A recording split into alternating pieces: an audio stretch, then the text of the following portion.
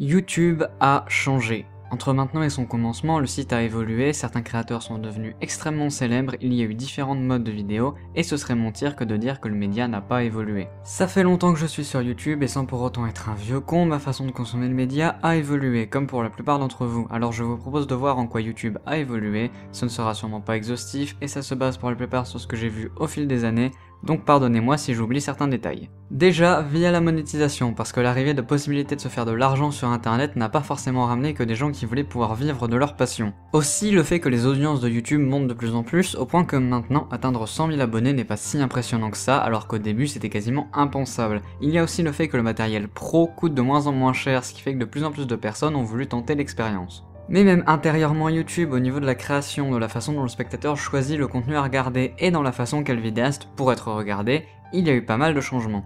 On est passé d'un stade où il y avait assez peu de créateurs à une explosion de contenu, ce qui fait qu'il est quasiment impossible de regarder tout ce qui sort dans notre fil d'abonnement, à moins que comme moi vous passiez la majeure partie de votre temps à regarder des vidéos. Et donc, maintenant qu'il y a un surplus de contenu, il y a aussi concurrence, chaque vidéaste dans son domaine est en perpétuelle bataille avec d'autres pour que l'attention de ses spectateurs soit focalisée sur lui.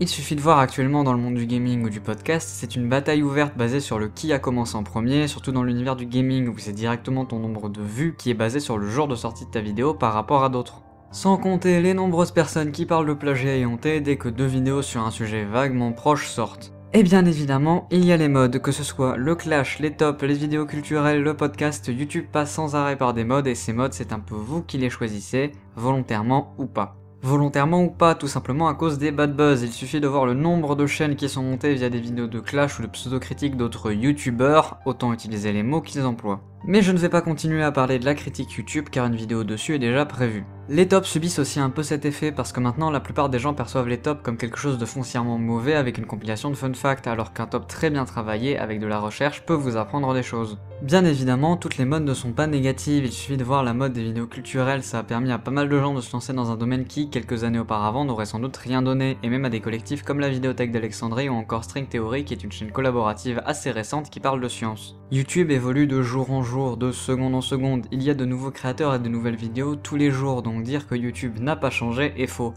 Enfin, la formulation en tout cas est fausse. La seule chose qui a véritablement changé sur YouTube, à part l'interface, le bot YouTube et la monétisation, c'est l'explosion de contenu. Mais en vérité, ce n'est pas YouTube qui a changé, c'est la façon dont on le consomme. YouTube ne change pas, c'est vous qui changez votre façon de voir YouTube. Comme l'a si bien dit Fred de la chaîne Joueur du Grenier, ce n'était pas mieux avant, ce n'est pas l'émission qui a changé, c'est vous. Pour ma part, ça doit faire environ 3 ans que je suis sur YouTube à regarder des vidéos. J'ai commencé avec des trucs classiques, Cyprien, Norman, après je me suis tourné vers tout ce qui est let's play ou contenu sur le jeu vidéo. Et puis, au fil des années, j'ai grandi, j'ai mûri et j'ai commencé à rechercher des émissions plus travaillées avec un fond, une bonne forme, un message. Et ensuite, on est sur YouTube, hein. Des fois il suffit de trouver une bonne chaîne qui parle d'une autre, etc., etc. Le plus dur, c'est de trouver le premier maillon de cette chaîne de contenu. Et c'est aussi pour ça que je parle de chaînes que j'apprécie sur YouTube et que beaucoup de gens devraient le faire aussi, même si ce n'est que pour en parler à son entourage ou à quelques personnes sur Twitter ou Facebook. Si vous voulez vraiment que YouTube change, faut pas tenter de descendre ceux qui sont au sommet. Il faut tenter de faire grandir la base jusqu'à les rattraper. Et puis bon, au final, à quoi ça sert de partager du contenu qu'on n'aime pas au lieu de partager celui qu'on aime? Ce n'est pas en attaquant les autres que le système va changer, c'est en aidant le plus ceux qui le méritent, ou en tout cas, c'est ma vision des choses. Et c'est aussi pour ça que j'ai créé cette chaîne, pour partager mon avis sur des sujets qui me touchent et aussi partager des chaînes qui me plaisent, et j'espère sincèrement ne pas être le seul, mais pour le moment on préfère la critique négative à la positive il semblerait.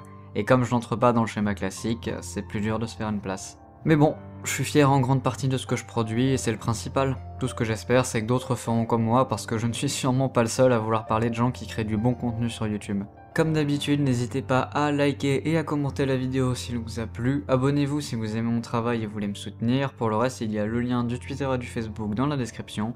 Quant à moi je vous dis à bientôt et essayons de rendre YouTube meilleur. A plus.